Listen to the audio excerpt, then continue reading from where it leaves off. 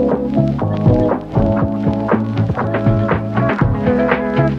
welcome back to Jen's Addiction. So glad you came back to see me today. And on this episode, I'm going to tackle a response video. I have done one or maybe only one so far. And I see so many. I guess there's a lot out there that I would love to respond to, and I have not yet. But this one really intrigued me. So this morning while I was having coffee, I watched a video put out by Mike over at Play Vinyl in the Milky Night. He had done a response to a video, and I loved his response and the topic so much that I followed his link to the original person who started the thread, which was Vinyl Dale. Return to Vinyl is his channel, and the thread was 4 for 4. So the idea is you pick 4 musical artists and you pull 4 albums by each of them and showcase those records. I think I had seen someone else do a video about highlighting albums that maybe other YouTube channels had recommended and now are favorite albums. And this kind of meshes, I think, both of those together. But I just loved this idea. And I thought it was a bit of a challenge because I wanted to try to showcase 4 records that maybe I have not talked about or not talked about a lot anyway. I'm sure some of these I've highlighted in some way or another, but I thought it would just be a ton of fun. So I did a little research today. I pulled records by 4 artists. I'm only choosing, again, artists that have records that I have in my collection. And I'm just kind of going with LPs right now. So I'm going to jump right into it. And my very first artist is someone I've highlighted before, but I really, really, really love her work, is Kim Wilde. And so the first album is going to be 1981 self-titled Kim Wilde record. Kim has had a long-standing career in writing partnership with her brother, Ricky. He's been with her, I believe, from the very beginning all the way to present day, and has helped create from 81 to 96 some of course, all of probably the 25 singles that she's released. But I really feel like they hit it out of the park with this one, especially with Kids in America. I also like Water on Glass, and I think Checkered Love was also a single off of this record. So that is my first pick for sure. I think overall, aesthetically, visually, I was drawn to the album first just by the visuals. And of course, just hearing that song was just great. I still continue to play it all the time. I always recommend it to anybody who wants to listen to just some fun, good pop female vocals. I think Kim Wilde is a total winner. Another step from 1986 would be the next album that I would choose. I think this is a different album cover. Maybe in the UK, that picture was on the front. You Really Want Me was, I believe, or no, is it Say You Really Want Me? Yeah, Say You Really Want Me, I think was a hit in the UK. It also had the #1 US single that she did, which was the redoing of You Keep Me Hanging On, the cover. What am I thinking? I can't speak the word. The cover song, You Keep Me Hanging On. So again, another kind of classic radio staple for so long, but a song that I don't get tired of hearing personally. So that is my second pick from Kim. And then I'm going to jump and fast forward to an album that I have showcased before, and that is 2025's Closer. She just really, I think, outdid herself and came back with an album that is so awesome, still partnering with her brother and helping her to write these songs. Midnight Train is the first song on this record and my favorite. She also does a song called Sorrow Replaced with Midge Ur. And then her niece, Scarlett, does a song on here too called Hourglass Human. And I just think that's kind of cool to have another full circle family moment. But what a fantastic record. She still is as strong a performer and artist as she ever was. And this honestly may be one of my favorites that she's ever put out. So that is my third choice. And then my final choice is a little different in that it is kind of a collection of 12-inch singles. In 2024, Record Store Day came out with this particular record. It was a 2 LP gatefold. It contained 12 versions of classic songs, and 6 of them were remixes commissioned specifically for this album. And I just think it is absolutely fantastic. As a fan of disco, as a fan of Kim's, I love good dance music. I love stuff with good energy. And I just think this particular record is so good. And I listen to it quite a lot. It's one that I would always pull for my collection and listen to. So if you have not listened to it yet, I would recommend it. And I would also let you guys know, aside from putting any links to the channels I mentioned at the beginning of this video, I will also be linking my Spotify playlist. So I try to do samplings of different songs I may mention, and I always put them on that list. I think I mentioned before, I don't want to get any copyright strikes from anybody. So I've kind of made a playlist that highlights things that I've talked about. So some of these songs will be on there. And actually, I think Kim's Closer might have been one of the first albums I ever showcased on that particular list. So that is my first artist. So my second one is a band that I just really, really love. I think people either know them or they don't know them, and that is Japan. And I'm starting with 1978's Obscure Alternatives. So Japan is one of those bands where, like I said, I think they're an absolute staple as far as British pop new wave. I think in the beginning of their career, the album before this one, which is right behind me, and that is, and this one, I think, are just that very glam rock, sort of in the genre of New York Dolls or Roxy Music. Like, it has that early feel, and I just love them. And I really, really love this record. And it's different than the other ones that I'm going to show. And it's sort of like the album that I believe starts to bridge the gap between glam rock and new wave. And I know a lot of people feel another one that I'm going to show next is that bridge. I think it is too, but I think I'd read that the order that you listen to this album is important. And I think that is true, because I think it starts out strong in that kind of glam rock guitar sound. And by the time you finish, you sort of get hints of what is to come. So the guitar player is named Rob Dean. Mick Karn is the bass player. I think Mick Karn's bass playing is fantastic, and he is so solid throughout all of their records, and he's funky and fun and danceable, and you can really hear him on every album that they put out. I just adore him as a bass player, and I really think you can really appreciate his bass playing. The song Rhodesia is the second song on this album, and I just think it's a real standout for him. Absolutely. It's so funky, and you can really hear the reggae influences that they kind of take and pull in making this record, and even some of the ones that they go through earlier or later on. So this is just a win for me. I love it. And I need to get another copy, because I love the sticker on here because it's from the record store I worked at, but I need a copy that doesn't have the sticker on it. So I'm on the look for another original. So the second album from Japan that I would pick is Quiet Life. This again is a lot more synthy. So right before they made this record, they did a song called Life in Tokyo, and they did it with Giorgio Moroder. It is a single. The CD version of this album, I believe they include it. It is not on the LP at all. It went to number 13 in the UK. It was not, a lot of these albums did not show up or chart in the US. So I do think that Quiet Life, the title track, is absolutely, and this probably really is one of my favorite Japan albums. I mean, I just really, like I said, I could say that about the last one, but the last album is different than this album.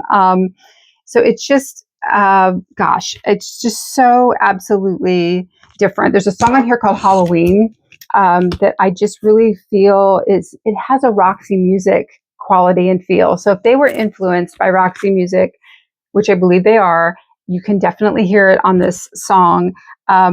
I think the other one is Fall in Love with Me, the second song on the first side. So you get Quiet Life and then Fall in Love with Me. They're just so good. They just have that energy and that early stages of that synth pop new wave sound that I absolutely love. And David Sylvian he's not at that point where he's singing kind of that lower, I guess, standard David sound. I think this album and the one before, Obscure Alternatives, he still has a very different quality and tone to his voice. I just absolutely love this record. And I just recommend it to anybody. It's kind of a gateway, I think, for folks to test out Japan, because the next two records, I think, are a lot different than the first two. And these are in order that they were released. So in 1980, you get Gentlemen Take Polaroids. This is my Japanese pressing. It is such a classic record. This just some of the information around this record that I think is important to note. There is the title track song, Gentlemen Take Polaroids, which I think is an absolute standout. It is probably one of the top ones that is known off of this record. Nick Rhodes, when he was a DJ at the Rum Runner, played this song in the clubs. It was also Rusty Egan, who was the DJ, went on to be in Visage. He DJ'd at the Blitz. Gentlemen Take Polaroids was a song that he played all the time at the Blitz. So it is an absolute, I think, 80s new wave classic. The other songs on here that are standouts and favorites for me are Swing and Method. And just to kind of give you an idea of how influential Japan is, Gary Newman was so inspired, as I have at least read anyway, by this record, that when he did his album Dance, he hired Mick and Rob to play on that record. So, I mean, that's how inspirational this record was to a lot of artists at that time, especially in England, and how good I think their playing is. Again, I think Mick's bass playing is fantastic. So definitely highly recommend Gentlemen Take Polaroids. And then the last one from Japan is sort of considered their masterpiece record, and that is Tin Drum. This one came out in 1981. It is, I think, just classic, kind of what Japan is known for sound-wise, and that very classic new wave sound. And it's just, every album pulls a little bit more away and a little bit more away from the first two that I showcased. And I really feel like the songwriting, the music becomes more experimental and artistic. Art of Parties. There's another song called Visions of China and Ghosts. I think all three of those, I believe, were releases and probably the standouts for this particular record.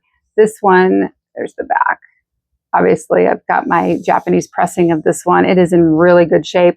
Everything's so tight on the inside. I don't even put that slip in there because I'm so afraid I'm going to ruin it. But the cover is great. Artistically, it's great. And it just has kind of that classic, what maybe we kind of are left with is sound of Japan. So again, if you are not familiar with Japan, the second, third, and fourth album, second, third, fourth, and fifth album, fifth being Tin Drum, I think are just absolute masterpiece works by them. And there just is a progression. And I really recommend, if you've never listened to them before, just take the time to listen if you're going to, and just kind of pay attention. Maybe just dim the lights a little bit, close your eyes and listen through, because I just think how their records flow is really quite spectacular. And I did learn also, which I always said I felt like they had a Roxy Music sound. And when I was looking up dates, Quiet Life ended up being produced by the same gentleman who produced Roxy Music. So John Punter, maybe I'm mispronouncing his last name, but he was Roxy Music's producer. And when he wasn't available, they waited until he could be. And it really has sounds. Quiet Life just has sounds of Roxy all over it. Really, Japan does. And then maybe that's why I've always loved them so much, because I am a big Roxy Music fan and there's just so many similarities. But again, Japan would be my second choice. If you've not listened to them, definitely check them out. My fourth one, I'm sure you are not unfamiliar with. It would be Stuart Leslie Goddard, otherwise known as Adam Ant. We get to see Adam Ant, maybe it's been a year now. So fantastic. What a great performer. Everything you could ever want him to be. I was not disappointed. I would see him again in a heartbeat, and I could not help but pick Adam Ant. I think that Friend or Foe from 1982 is one of his standout works. Of course, his first solo album. It has my absolute favorite song on it by him, which is Desperate But Not Serious. I just can't even. I just love it. I don't know. It has that tone and quality and moodiness and rhythm to it that just really gets me right here, and I can't resist it. So, absolute standout favorite. The other one on here that I love is Here Comes the Grump. So, there is the back. I'm sure many of you probably have this one. If you do and you have not listened to it in a while, I would say take that sucker out and play it because it's so good. I played it twice today, just kind of putting my notes together. Love it. He followed that up in 1983 by Strip. Now, this particular record, I think, was the highest charting record he ever had. It was his first solo LP, like I mentioned. I think it went to number 5 in the UK, and I think 15 or 16 in the US is as high as that went. And that might be as high an album that ever charted, which is crazy because a lot of people know him from the songs off of Strip. So not as critically acclaimed as the previous record, but I would say maybe to me, if you were to imagine Adam Ant and think about the 80s, this is the look and kind of the extension, right? So Adam and the Ants, it was a lot more pirates, a lot more makeup, and this is sort of the scaled down version. So he still has that look, but I don't know, there's something super, super 80s about this record, and it just stands out as a hallmark of that time to me. He did Stripped and Puss in Boots. Those two songs were his singles, but they were also produced by Phil Collins. So I had not really paid a lot of attention to that. I was reading the back of the record. I mean, it's like, duh, Jen, it's right there. But I really just hadn't paid a lot of attention. Sometimes, I don't know about you, I grab a record, put it on, and I don't always read the fine details. And sometimes I do. So it'd been a long time since I have really looked at this and forgotten that Phil Collins was on it and played an integral part. So Strip is my second from Adam Ant. The third is 1985's Viva La Rock. This you have the title track, Viva La Rock, and Apollo 9. The other song, it's called Scorpio Rising, is my favorite off of this particular record. I think he's really kind of expanding. You still get that wonderful 2-drum sound, like his dual drummers live is absolutely fantastic. As a person who likes bass and rhythm, I mean, I'm such a nerd when it comes to drumming and bass that it speaks to me for sure. But so good, and that still comes through on I think all these records, but you can really hear elements of that that he really takes to the next level when he performs live. So the last album I decided to pick from my collection would be 2013's Adam Ant is the Blue Black Hussar for Marrying the Gunner's Daughter. So this is a crazy album. It's a good album. If you've not listened to it, I think it really speaks of his desire to write and to say things. I don't think he's necessarily trying to sound like Adam Ant and Puss in Boots or, just Adam Ant and Prince Charming. Like he's not, he still has a look. I think he has a style and a quality, but his musicianship and his writing, he really, if you read the liner notes, the instruments and things that he plays on this record and his overall involvement is pretty great. I do know that it said that this record was recorded between 2009 to 2012. It was released in 2013. He had spent 6 months around 2003 in a psychiatric hospital, which he ended up having to go back to for a short time in 2010. He's been super open about his battles with mental health and mental illness. And there are songs on this record that he wrote during his time in those hospitals. One that he did play live, and he kind of talked about when he did perform live, was called Shrink. So I just kind of recommend it if you're an Adam Ant fan, you haven't checked it out yet, or maybe you're kind of a passive fan and you're just kind of a music lover and like to delve into different things. I think it's definitely, everybody should listen to it once. I just think it's really good, very different. And I really like that one a lot. So that was a real surprise. Quite a mouthful for a title. No, I don't know that I could repeat that 10 times fast if I had to. And so the fourth record that I get to talk about today, or band rather, is an all-time favorite of mine. I've not delved into my collection of this particular band before. I have talked about one 12-inch single before, and that would be Skinny Puppy. I am a huge Skinny Puppy fan.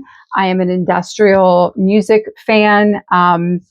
Nitzareb, Ministry, Front 242. I mean, that era of music, it just, I can't even, you guys, it just, I love it so, so much. And it's not for everybody. This is not going to be for everybody. If you don't like industrial or that kind of harder sound of electronic music, it's not going to be for you. And that's okay. But I chose it because these 4 records, I think, were absolutely such a huge part of my teenage life and my musical evolution, if you will. This record came out in 1985. I believe it was around 1986 when I heard the song Assimilate for the first time.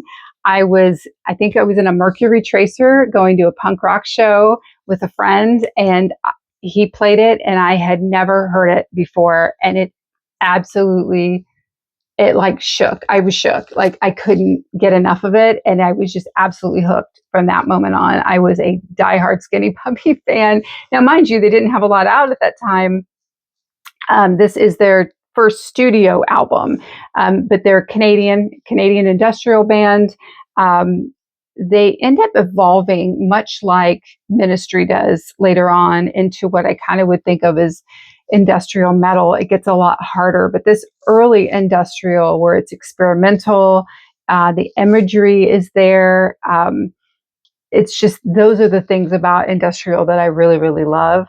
So Assimilate, The Choke, are the standout songs on this particular record for me. Like I said, Assimilate is just, that's on my top songs of all time because it really did musically change me. I was into new wave, I was into punk, and this was like the gateway album for industrial, and it was like another whole new world I'd never discovered. So it's something to think about. They did sampling a lot with their music. So on this particular record, you will hear outtakes from movies of the 70s like Marathon Man, Texas Chainsaw Massacre, The Tenant, and Legend of Hell House. So, and they're all in there. I could sing them. You wouldn't want me to, but I could sing them backwards and forwards. So the second one is from 1986.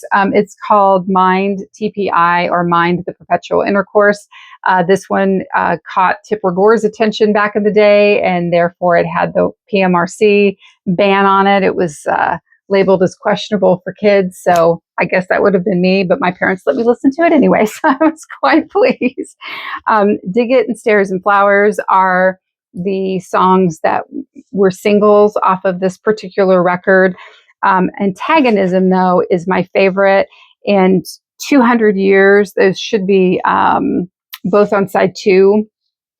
That is like the absolute perfect industrial sound and songs to me. Those 2 songs, next to Assimilate, I just think they're absolute perfection in every way, shape, or form. And if you never really listened to industrial music before, I think this album in particular is a great place to kind of start, or the ones I had kind of looked at before. The next one is called Cleanse, Fold, and Manipulate. It came out in 1987. Addiction and Deep Down Trauma Hounds are the 2 off of this one that I really, really love. You can kind of hear them. They're changing it up a little bit. They're getting, there's still that industrial electronic, but it's a little harder, a little more experimental. They definitely are a visual band. They have a lot to say.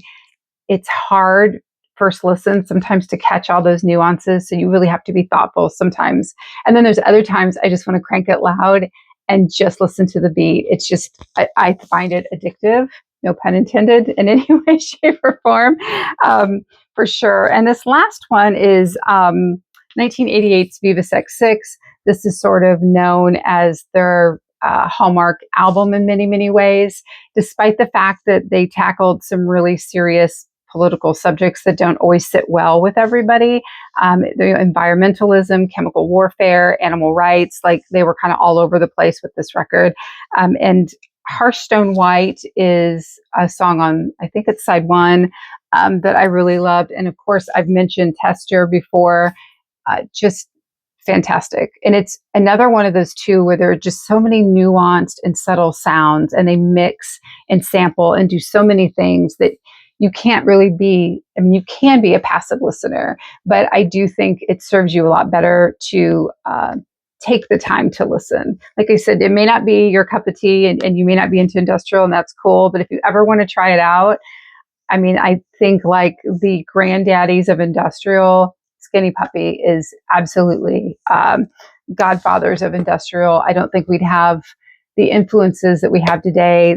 Members of that band went on to perform and also brought people in from Al Jorgensen of Ministry, Trent Reznor of Nine Inch Nails, like other side projects, all sorts of things. And they're just so influential, and I just love them so much. So that is my 4 artists and 4 albums apiece: Adam Ant, Kim Wilde, Skinny Puppy, and Japan. I hope you guys all enjoyed that little kind of walk down memory lane, and just kind of going over some of the albums by those artists that I really love. And maybe you'll find something that you've never listened to before. Again, it may not always be for everyone. There's so many other, possibilities, but I really did try to pick 4 artists that I haven't showcased or talked a lot about, or things that I haven't really pulled from my collection. And I thought that would be a ton of fun. So thank you again to Vinyl Dale for starting the thread. Thank you to Mike over at Play Vinyl in the Milky Night for contributing. And that way I was able to see, because I had not been familiar with Vinyl Dale's channel. Please hit like and subscribe here if you've not done so already. I so appreciate you all being here and helping me have fun and just talking about music. And I will have links to those other gentlemen's awesome channels down below as well. So until next time, I hope you're all spinning some great tunes, and I hope you are finding your 4 to listen to and maybe rediscover in your own collection. Thanks, everybody. Have a good one. Bye.